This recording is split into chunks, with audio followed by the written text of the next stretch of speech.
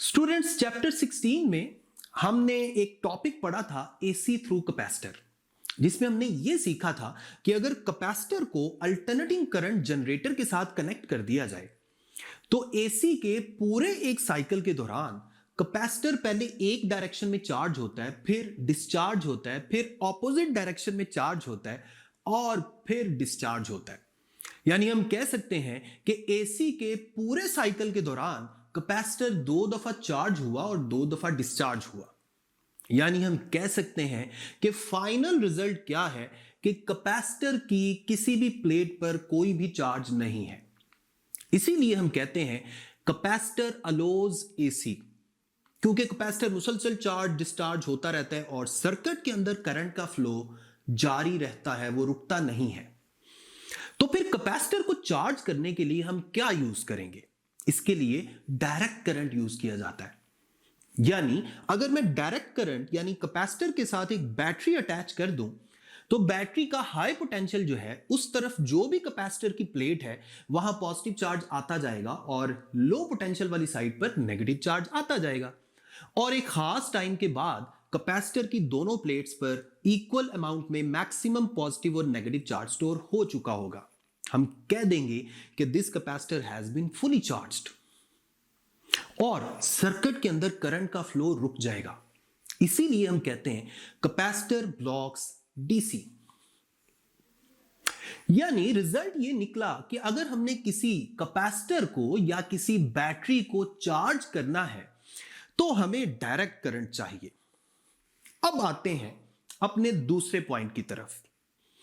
फर्ज कर लें ये रूम के अंदर जो सॉकेट नजर आ रहा है आपको, इसमें मैं मोबाइल का चार्जर लगाता हूं और बड़े मजे से सेल फोन को चार्ज कर लेता हूं।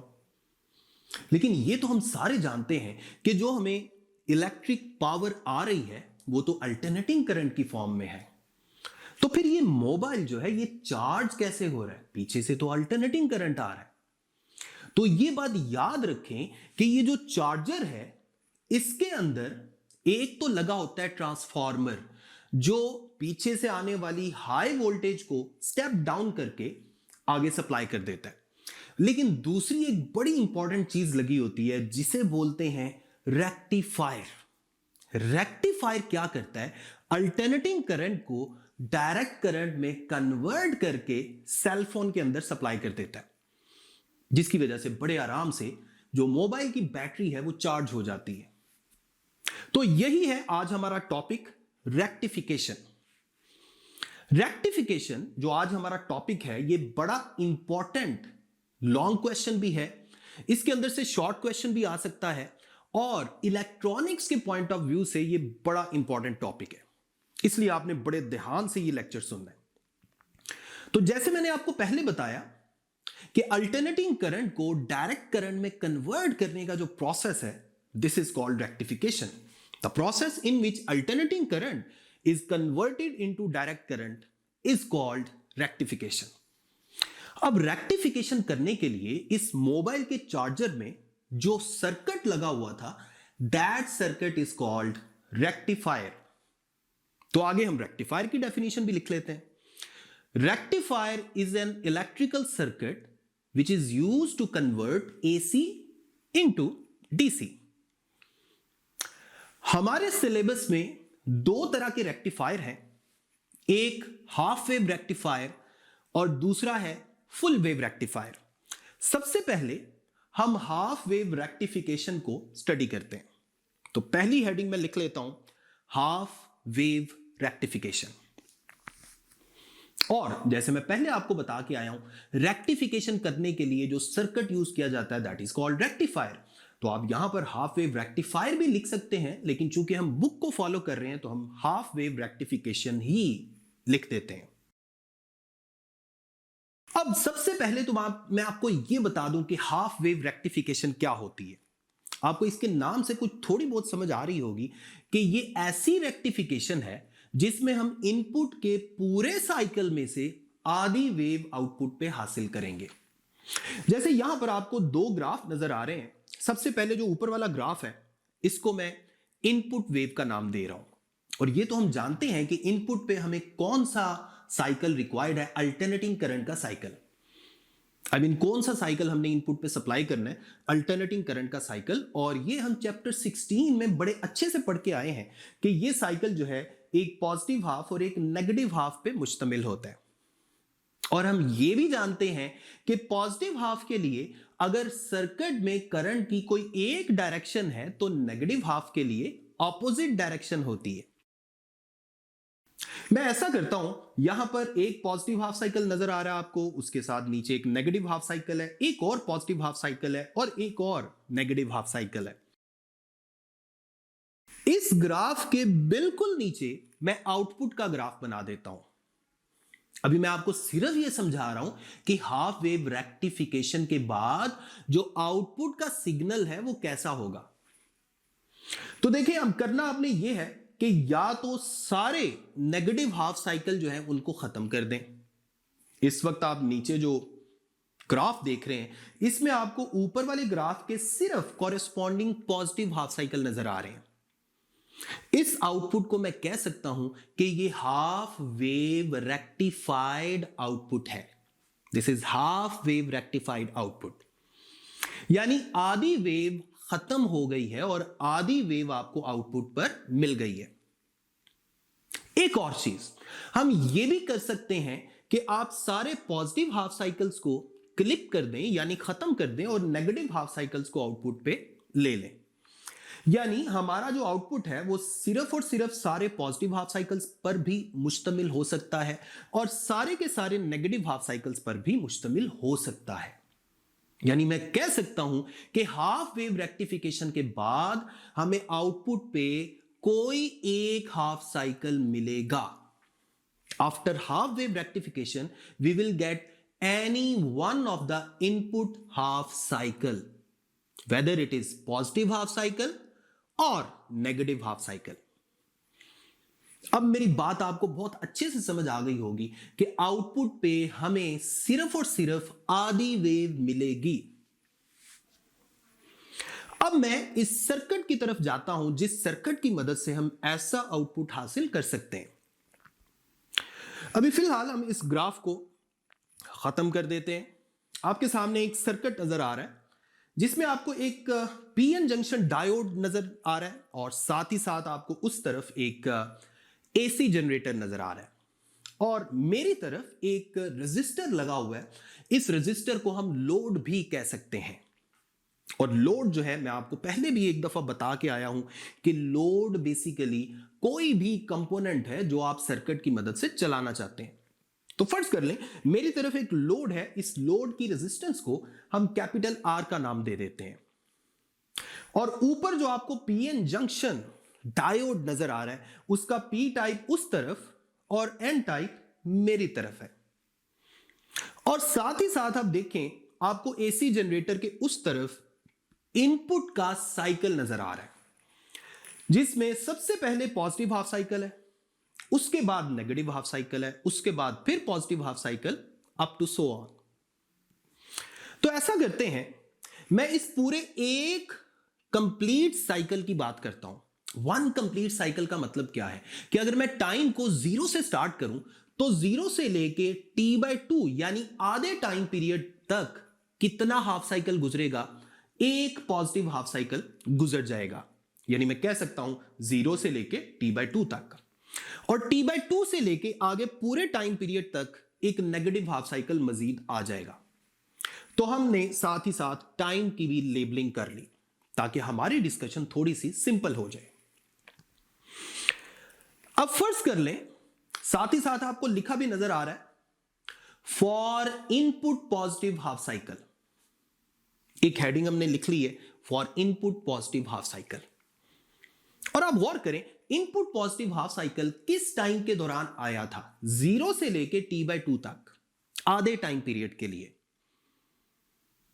और जैसे मैं पहले आपको बता के आया था चैप्टर 16 में कि अगर पॉजिटिव हाफ साइकिल के लिए एसी जनरेटर की कोई एक पोलैरिटी फर्ज कर लें तो नेगेटिव हाफ साइकिल के लिए ऑपोजिट पोलैरिटी फर्ज करनी पड़ती है। तो फर्ज कर लें इस पॉजिटिव हाफ साइकिल के लिए एसी जनरेटर का ऊपर वाला टर्मिनल पॉजिटिव और नीचे वाला टर्मिनल नेगेटिव बिहेव कर रहा है। अब देखिए, जरा गौर से मेरी बात सुने। अब गौर करें, जो ऊपर वाला उस तरफ वाला पी टाइप है वो एसी जनरेटर के पॉजिटिव से कनेक्टेड है, और इस तरफ जो एन टाइप है ये लोड के अंदर से होते हुए चेक करें, ये एसी जनरेटर के नेगेटिव से कनेक्टेड है। और ये कौन सी बाइसिंग है? हम इससे पहले पढ़ के आए हैं कि फॉरवर्ड बाइसिंग में पी टाइप को हाई यानी पॉजिटिव से और एन टाइप को लो यानी नेगेटिव से कनेक्ट किया जाता है। So we can say that at this situation this diode has been forward biased, क्योंकि ऊपर वाला पॉजिटिव है, नीचे वाला नेगेटिव है, पी टाइप पॉजिटिव से जुड़ा है, एन टाइप नेगेटिव से जुड़ा है। और ये हम जानते हैं, हमने लास्ट लेक्चर में स्टडी किया था कि पॉजिटिव अगर पी टाइप पॉजिटिव से जुड़ा हो, एन टाइप नेगेटिव से जुड़ा हो, यानी डायोड फॉरवर्ड बाइस्ड हो, तो ये डायोड ऑन स्विच के तौर पे बिहेव करता है, यानी ये डायोड कंडक्ट करेगा, मेजॉरिटी चार्ज कैरियर्स की वजह से करंट फ्लो करेगा। मैंने लास्ट लेक्चर में बहुत डिटेल में आपको बताया था। सो होगा क्या, अगर मैं कन्वेंशनल करंट की डायरेक्शन देखूं तो देखें, उस पॉजिटिव से इस तरफ और फिर इस तरफ से होके नेगेटिव की तरफ ये करंट का लूप कंप्लीट हो रहा है। इसका मतलब है करंट फ्लो करेगा, यानी जैसा करंट इनपुट पे आया वैसा ही करंट आपको आउटपुट पर मिल जाएगा। तो वहां पॉजिटिव हाफ साइकिल आया, यहां भी आपको पॉजिटिव हाफ साइकिल मिल गया, 0 से लेकर T/2 तक। अब बारी है नेगेटिव हाफ साइकिल की। अब हम यहां पर लिख लेते हैं, पॉजिटिव हाफ साइकिल के केस में हमने क्या लिखा था, the diode is forward biased. अब हम हेडिंग लिख रहे हैं नीचे, negative half cycle, for the negative input half cycle. Negative half cycle के केस में एसी जनरेटर की पोलैरिटी पहले से रिवर्स हो जाएगी, यानी अब ऊपर नेगेटिव और नीचे पॉजिटिव बिहेव करेगा। अब आप गौर करें, उस तरफ जो पीएन जंक्शन का पी टाइप है वो नेगेटिव से जुड़ा हुआ है, और इस तरफ जो मेरी तरफ एन टाइप है ये उस तरफ से होके पॉजिटिव से जुड़ा हुआ है, यानी हम कह सकते हैं right now the diode is reverse biased. So input के नेगेटिव हाफ साइकिल के लिए हमारा जो डायोड है ये रिवर्स बाइस हो चुका है। और लास्ट लेक्चर में हम ये पढ़ के आए थे कि पीएन जंक्शन डायोड अगर रिवर्स बाइस हो तो ये कंडक्ट नहीं करता, ये ऑफ स्विच के तौर पे बिहेव करता है, मेजॉरिटी चार्ज कैरियर्स की वजह से कोई करंट फ्लो नहीं करता। So at this time this diode would behave as of switch. Input के पॉजिटिव हाफ साइकिल के लिए अगर इसने ऑन स्विच के तौर पे बिहेव किया है, तो नेगेटिव हाफ साइकिल के लिए इसने ऑफ स्विच के तौर पे बिहेव किया। इसका मतलब है अब करंट फ्लो नहीं करेगा, क्योंकि डायोड तो ऑफ स्विच के तौर पे बिहेव कर रहा है। तो आपको T/2 से लेकर T टाइम तक आउटपुट में कुछ भी नहीं मिलेगा। उसके बाद नेक्स्ट दोबारा पॉजिटिव हाफ साइकिल आ गया। अब दोबारा एसी जनरेटर का ऊपर पॉजिटिव नीचे नेगेटिव हो जाएगा, दोबारा ये डायोड फॉरवर्ड बाइस्ड हो जाएगा, दोबारा ये कंडक्ट करेगा और दोबारा आपको आउटपुट पे वैसा ही पॉजिटिव हाफ साइकिल मिल जाएगा। और अगेन नेगेटिव हाफ साइकिल जब आएगा तो डायोड रिवर्स बाइस हो जाएगा, क्योंकि अब एसी जनरेटर की पोलैरिटी दोबारा रिवर्स हो जाएगी, ऊपर नेगेटिव नीचे positive, diode is reverse bias and this diode would behave as of switch, और आउटपुट पे आपको कुछ भी नहीं मिलेगा। अब आप इन दोनों इनपुट के ग्राफ और आउटपुट के ग्राफ को अगर इकट्ठा करें तो क्या जो मैंने इससे पहले आपको दो ग्राफ बताए थे वैसा ग्राफ नहीं बन गया? जरा गौर करें, इन दोनों को इकट्ठा कर लें। अब आप देखें, ऊपर आपको इनपुट का ग्राफ नजर आ रहा है और नीचे आउटपुट का ग्राफ नजर आ रहा है। ये बिल्कुल सेम वही है जो मैं आपको पहले बता के आया हूं। तो ये था हाफ वेव रेक्टिफायर, जिसमें दो ही इंपॉर्टेंट पॉइंट्स हैं कि अगर इनपुट के हाफ साइकिल के लिए मैं एसी जनरेटर का ऊपर पॉजिटिव और नीचे नेगेटिव कंसीडर करूं तो डायोड में आपको ये डायोड ऑन स्विच के तौर पे बिहेव करता हुआ मिलेगा। और अगर इनपुट के नेगेटिव हाफ साइकिल की बात की जाए तो यही डायोड रिवर्स बाइस होने की वजह से ऑफ स्विच के तौर पे काम करते हुए नजर आएगा। तो ये था हाफ वेव रेक्टिफायर, जिसमें एक हाफ साइकिल के लिए करंट फ्लो कर रहा है और दूसरे हाफ साइकिल के लिए करंट फ्लो नहीं कर रहा। अब हम बात करते हैं फुल वेव रेक्टिफिकेशन की। इस सारे को हम खत्म कर देते हैं। अब हम बात करते हैं फुल वेव रेक्टिफिकेशन। देखिए, अब आपको फुल वेव रेक्टिफिकेशन में यह बात तो समझ आ जाएगी कि फुल वेव रेक्टिफिकेशन का क्या मतलब है। यानी अब आपको आउटपुट पे सारा का सारा इनपुट मिलेगा, लेकिन एक डायरेक्शन में होकर। यह भी मैं आपको उसी तरह समझा देता हूं। फर्ज कर लें फुल वेव रेक्टिफिकेशन की ये हमने हेडिंग लिख ली। एक बात आपको बता दूं कि फुल वेव रेक्टिफिकेशन के जो सर्किट्स हैं वो काफी तरह के होते हैं, लेकिन हमने जो इसका सर्किट पढ़ना है इसको बोलते हैं ब्रिज रेक्टिफायर। तो ये हम हेडिंग में मेंशन कर देते हैं, फुल वेव रेक्टिफायर और ब्रिज रेक्टिफायर। अब सबसे पहले तो इनपुट आपको ग्राफ वैसा ही नजर आ रहा है जैसे मैंने आपको हाफ वेव रेक्टिफिकेशन में बताया था। Positive half cycle, negative half cycle, फिर पॉजिटिव, फिर नेगेटिव। अब नीचे जो आउटपुट के लिए जो ग्राफ आपको नजर आ रहा है फुल वेव रेक्टिफिकेशन के बाद, ये ग्राफ कैसा होगा? देखिए, सारे पॉजिटिव हाफ साइकिल आपको मिल गए, फर्ज कर लें। जो नेगेटिव हाफ साइकिल है ना, ये भी आपको पॉजिटिव होकर मिल जाएंगे।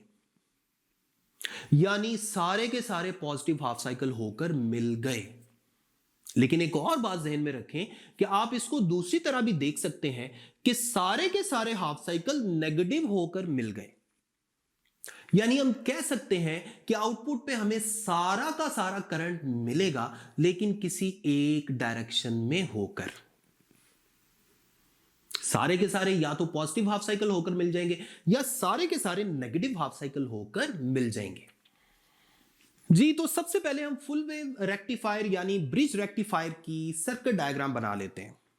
इसमें आपको दो डायोड इस डायरेक्शन में लगाने हैं और दो डायोड इस डायरेक्शन में लगाने हैं। अब इन चारों डायोड्स को हम कोई नाम दे देते हैं। आप ऐसा करें, इस डायोड को D1 कह दें, D1, D2, D3, D4। अब आपको ऊपर और नीचे दो पॉइंट्स नजर आ रहे हैं। ऊपर वाले पॉइंट को A और नीचे वाले पॉइंट को B कह दें। इसी तरह एक पॉइंट उस तरफ और एक इस तरफ भी नजर आ रहा है। इनको C और D का नाम दे दें। जो A और B पॉइंट्स हैं, यहां हमने इनपुट सप्लाई कर दिया AC जनरेटर की मदद से। और जो दूसरे दो पॉइंट्स आपको नजर आ रहे हैं, C और D, इन दोनों के दरमियान हमने आउटपुट कर दिया, यानी एक लोड लगा दिया, जो लोड मेरी तरफ आपको नजर आ रहा है। गौर से मेरी बात सुननी है आपने। इस सर्किट की वर्किंग ही सारा कुछ है। आपने गौर से अगर ये डिस्कशन सुन ली तो आपको सारी बातें बहुत अच्छे से समझ आ जाएंगी। अब इस वक्त हमारे पास चारों डायोड्स भी लग चुके हैं, इनपुट भी सप्लाई हो चुका है, आउटपुट लेने के लिए लोड भी हमने लगा दिया है। अब जरा गौर करें, अगर मैं उस एसी जनरेटर के उस तरफ इनपुट का वैसा ही साइकिल कंसीडर करूं जैसे हमने हाफ वेव रेक्टिफिकेशन में किया था, तो सबसे पहले पॉजिटिव हाफ साइकिल की बारी है, उसके बाद नेगेटिव हाफ साइकिल, फिर positive up to so on. 0 से T/2 तक पॉजिटिव हाफ साइकिल है और T/2 से T तक नेगेटिव हाफ साइकिल है। तो मैं ऐसा करता हूं, पहले मैं हेडिंग लिख लेता हूं for input positive half cycle. अब जरा गौर से देखें, अगर मैं पॉजिटिव हाफ साइकिल की बात करूं तो इस पॉजिटिव हाफ साइकिल के दौरान एसी जनरेटर का ऊपर वाला पॉजिटिव और नीचे वाला नेगेटिव हो जाएगा। जब ऊपर वाला पॉजिटिव हो गया तो ऊपर तो पॉइंट ए था, पॉइंट ए पॉजिटिव हो गया, और पॉइंट बी नीचे था, वो नेगेटिव हो गया। अब गौर करें, D1 का P टाइप A के साथ कनेक्टेड है और P टाइप A के साथ कनेक्टेड होने का मतलब क्या है कि ये तो पॉजिटिव हो गया, और P टाइप पॉजिटिव होने का मतलब ये होता है कि ये फॉरवर्ड बाइस की कंडीशन है। So we can say that D1 has been forward biased. और फॉरवर्ड बाइस्ड में तो डायोड कंडक्ट करता है, यानी D1 ऑन स्विच के तौर पे बिहेव करेगा। तो मैं D1 को ग्रीन कलर का कर देता हूं। अब आप D1 के बिल्कुल ऑपोजिट नीचे D3 को जरा गौर से देखें। D3 का जो N टाइप है ना, ये नीचे पॉइंट B के साथ कनेक्टेड है और पॉइंट B तो नेगेटिव था। इसका मतलब यह हुआ कि D3 का N टाइप जो नेगेटिव हो चुका है, ये तो फॉरवर्ड बाइस की कंडीशन है। सो D3 भी फॉरवर्ड बाइस्ड हो जाएगा। D3 भी ऑन स्विच के तौर पे बिहेव करेगा और इसीलिए मैं इसको भी ग्रीन कलर का बना देता हूं। अब बारी है D2 और D4 की। सबसे पहले ऊपर D4 को देखें। D4 का एन टाइप पॉजिटिव से जुड़ा हुआ है, गौर से देखिएगा,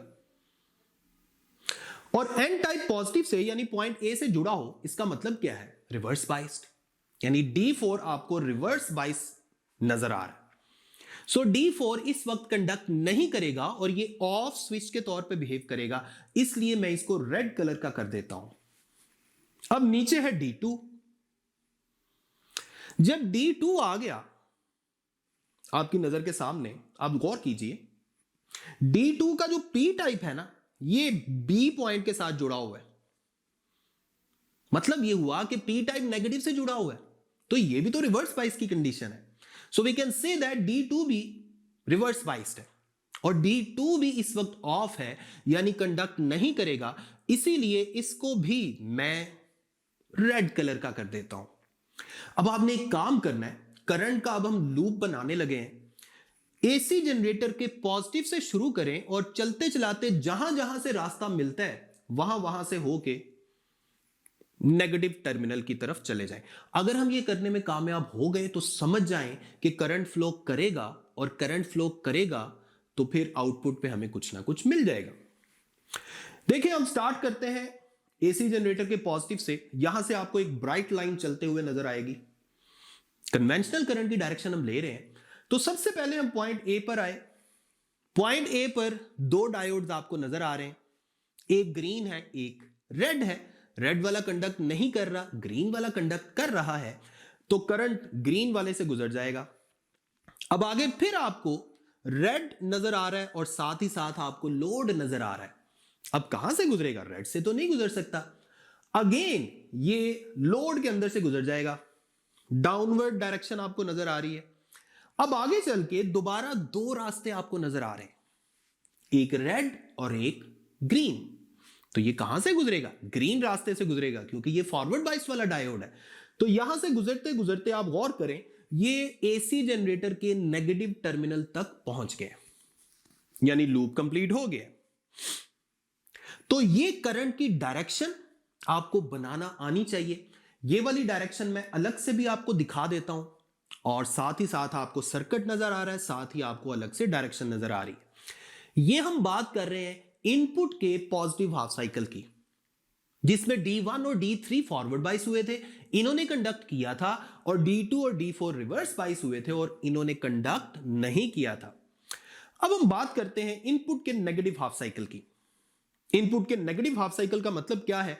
T/2 से लेके T तक, यानी नेगेटिव हाफ साइकिल आ गया। देखिए, जो पॉजिटिव हाफ साइकिल है वो आपको एज इट इज मिल चुका है पॉजिटिव की शक्ल में। अब मैं नेगेटिव हाफ साइकिल की बात करने लगा हूं। नेगेटिव हाफ साइकिल के केस में एसी जनरेटर पहले से अपोजिट पोलैरिटी को शो करेगा, यानी अगर पहले ऊपर आपने पॉजिटिव कहा था तो अब ऊपर क्या कहना चाहिए? नेगेटिव, और नीचे क्या हो जाएगा? पॉजिटिव। यानी इस वक्त पॉइंट ए नेगेटिव और पॉइंट बी पॉजिटिव हो जाएगा। तो आप गौर से देखें, पहले हमने पॉइंट ए को पॉजिटिव कहा था, पॉइंट बी को नेगेटिव कहा था। D1 और D3 फॉरवर्ड बाइस हुए थे और D2 और D4 रिवर्स बाइस हुए थे। तो अब क्या उससे उल्टा काम नहीं होगा? यस। अब D2 और D4 फॉरवर्ड बाइस हो जाएंगे। जरा गौर से देखें, ऊपर D4 का एन टाइप पॉइंट ए की तरफ है, यानी नेगेटिव से जुड़ा है, और ये फॉरवर्ड बाइस की कंडीशन है। सो D4 फॉरवर्ड बाइस हो गया, इसको मैंने ग्रीन कर दिया। लेकिन ऊपर जो दूसरा डायोड आपको नजर आ रहा है D1, इसका P टाइप A के साथ जुड़ा हुआ है, यानी ये रिवर्स बाइस है। सो इसको मैं रेड कलर का कर देता हूं। अब नीचे देखें, नीचे आपको D4 के साथ बिल्कुल ऑपोजिट D2 नजर आ रहा है, और D2 का P टाइप आपको पॉइंट B से कनेक्ट हुआ नजर आ रहा है। इसका मतलब है ये पॉजिटिव से कनेक्टेड है, so this is forward biased. इसी तरह जो चौथा डायोड बच गया है, उसका पॉइंट बी की तरफ कौन सा टर्मिनल है? एन टाइप वाला, यानी एन टाइप पॉजिटिव से कनेक्टेड है, so this is reverse biased. इसका मतलब है D3 भी यहां पर रिवर्स बाइस्ड है।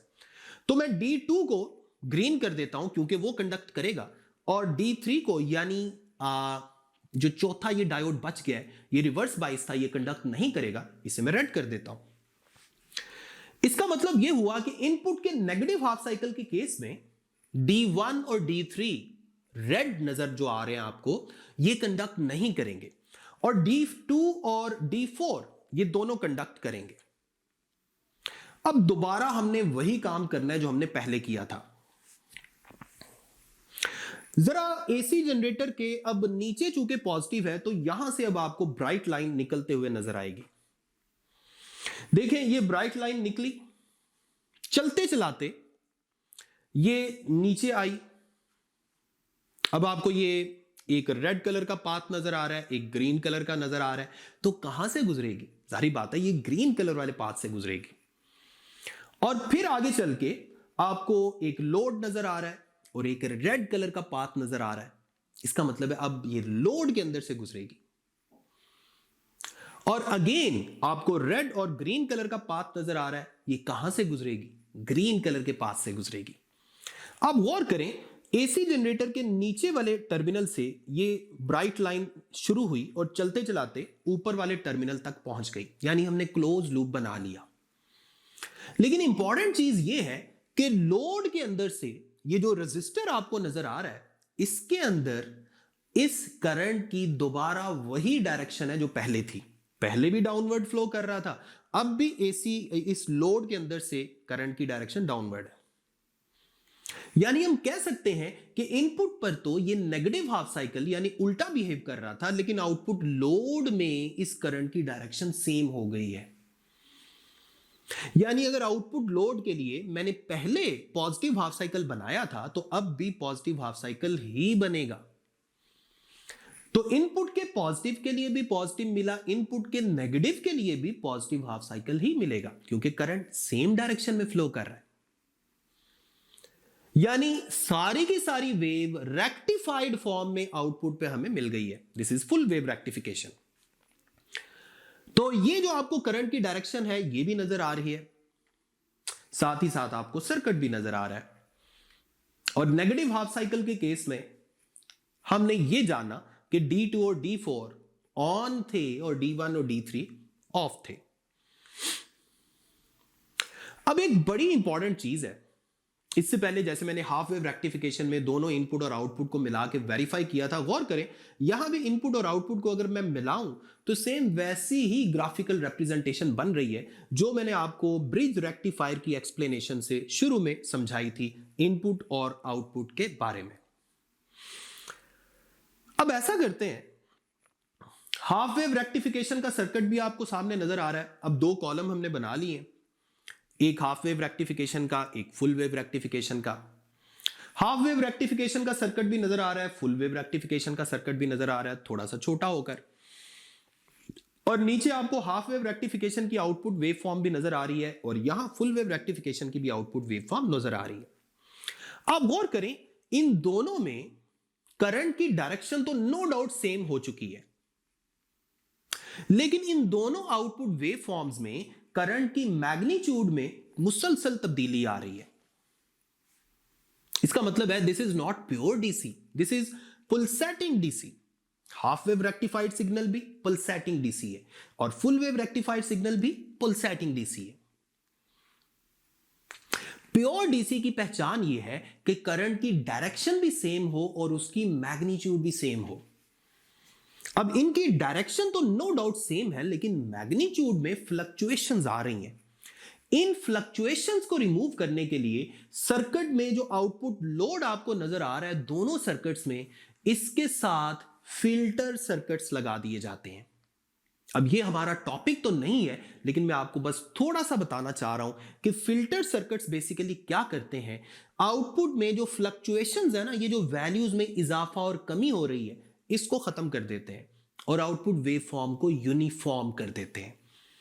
यानी पल्सेटिंग डीसी को प्योर डीसी में कन्वर्ट कर देंगे। तो यह था हमारा पूरा का पूरा रेक्टिफिकेशन का टॉपिक। अब एक छोटा सा एमसीक्यू है, वो भी मैं इस टॉपिक के साथ ही आपको बताना चाह रहा हूं। मुझे एक बात बताएं, यहां आपको हाफ वेव रेक्टिफिकेशन का इनपुट और आउटपुट दोनों वेव फॉर्म नजर आ रही हैं। अगर मैं आपसे यह कहूं कि इनपुट वेव फॉर्म का टाइम पीरियड अगर t है तो आउटपुट वेव फॉर्म का टाइम पीरियड क्या होगा? देखें आउटपुट वेव फॉर्म में 0 से t/2 तक पल्स आ रही है, आपको पॉजिटिव हाफ साइकिल नजर आ रहा है, लेकिन t/2 से t तक आपको कुछ नजर नहीं आ रहा, यानी यहां हमें कुछ भी नहीं मिला। लेकिन एक बात याद रखें कि हाफ वेव रेक्टिफिकेशन के बाद जो आउटपुट सिग्नल है ना, उसका यूनिट है पल्स, और इनपुट का यूनिट यानी इकाई क्या है, पूरा साइकिल। अब गौर करें, इनपुट में भी अगला साइकिल शुरू होने तक कितना टाइम गुजरा, 0 से t तक, और आउटपुट में भी अगली पल्स स्टार्ट होने तक कितना टाइम गुजरा है, टोटल 0 से t तक। 0 से t/2 तक तो हमें मिल गया कुछ, लेकिन t/2 से t तक हमें कुछ नहीं मिला, लेकिन अगली पल्स तो वहां ही स्टार्ट हो रही है। इसका मतलब है पहली पल्स के स्टार्ट होने से लेके अगली पल्स के स्टार्ट होने तक का जो टाइम का इंटरवल है, ये तो बिल्कुल वही है जो इनपुट वेव का था। यानी मैं कह सकता हूं कि इस केस में दोनों वेव्स के जो टाइम पीरियड है बिल्कुल सेम है। आउटपुट वेव का टाइम पीरियड बिल्कुल सेम है इनपुट वेव के साथ। और हम ये तो जानते हैं frequency is reciprocal of time period. अगर टाइम पीरियड सेम है तो मैं कह सकता हूं फ्रीक्वेंसी भी सेम है। लेकिन अब मैं बात करने लगा हूं फुल वेव रेक्टिफिकेशन की। जरा गौर करें, फुल वेव रेक्टिफिकेशन में इनपुट वेव का जो यूनिट है यानी इकाई है वो है पूरा साइकिल, लेकिन आउटपुट वेव का जो इकाई यानी यूनिट है वो है एक पल्स। तो जरा गौर करें, पहली पल्स कहां तक खत्म हुई, 0 से t/2 तक, और अगली पल्स t/2 से शुरू होकर t पे जाके खत्म हो रही है। अब गौर करें, पहली पल्स से अगली पल्स के स्टार्ट होने तक कितना टाइम लगा, t/2, और इनपुट वेव के साइकिल का टाइम पीरियड था t, लेकिन इसकी एक पल्स का टाइम है t/2, और अगली पल्स फौरन से स्टार्ट हो गई। मैं कह सकता हूं कि इसका टाइम पीरियड हाफ हो गया है। फुल वेव रेक्टिफिकेशन के बाद आउटपुट वेव फॉर्म का टाइम पीरियड इनपुट के मुकाबले में हाफ हो जाता है। और चूंकि हम जानते हैं frequency is reciprocal of time period, we can say that इसका अगर टाइम पीरियड हाफ हो गया तो इसकी फ्रीक्वेंसी डबल हो गई है। जरा गौर करें, टी टाइम में इनपुट का एक साइकिल आ रहा है, लेकिन उतने ही टाइम में इसके 2 पल्सेस आ रहे हैं, यानी इसकी फ्रीक्वेंसी डबल है। तो ये था हमारा रेक्टिफिकेशन का पूरा टॉपिक, जिसमें हमने half wave rectification, full wave rectification को स्टडी किया, इनके सर्किट्स को देखा और इनकी वेव फॉर्म्स को देखा।